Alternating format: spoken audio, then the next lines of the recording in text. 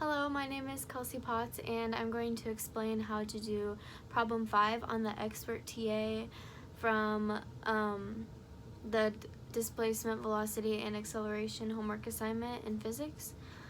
This problem had multiple parts where we solved for the average speed that a dirt bike goes, the bike's displacement, average velocity, and then the last problem was about finding an average acceleration given a different velocity. So the objective of this problem is to learn the difference in solving problems between different kinematic variables.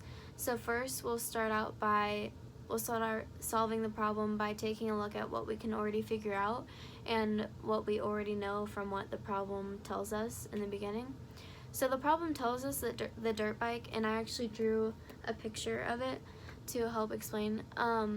So the dirt bike starts out at 0 seconds, it's at rest, so it's not moving.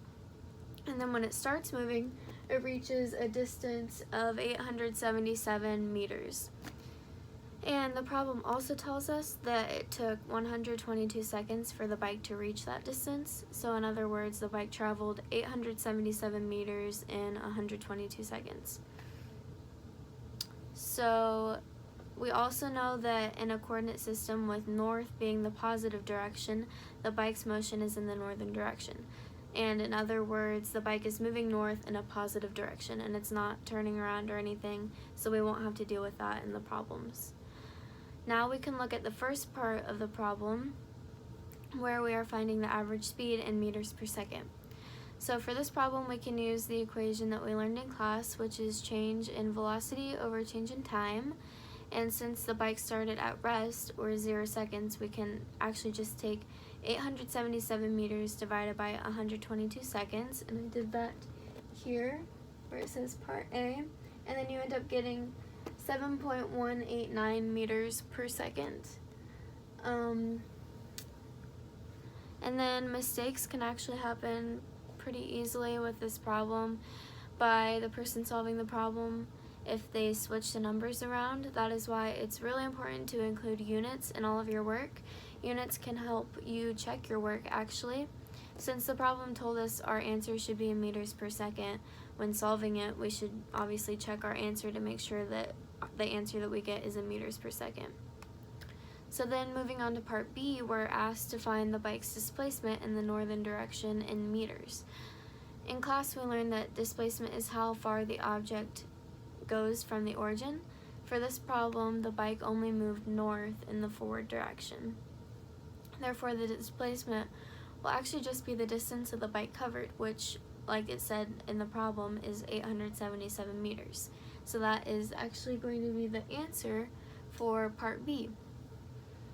For part C, we are trying to find the average velocity in the northern direction during the time period in meters per second. As we mentioned in class, and as we learned in class, direction matters with velocity because it's a vector. But in this problem, we are only moving in one direction, which is north. Therefore, we can actually just take the distance divided by the change in time to get 7.189 meters per second, which I have done for you here. So that was kind of like in the first question actually. And then in our final problem, we are asked to find the bike's average acceleration in the northern direction if the bike's final velocity was 12 meters per second. So for this problem, we can actually just use the acceleration equation, which is the change in velocity over the change in time. And then due to the fact that we are moving in the positive direction, once again, we can actually just take 12 meters per second over 122 seconds to get an answer of 0.098 meters per second squared. And mistakes can be made pretty easily, I feel like, in these problems because you do have to think about it. We are only moving in one direction. We're just going north. So we don't really have to deal with other numbers. If we change direction, then that would change the answers, but however, since we are only going in one direction, we did not have to really think about that for the problems.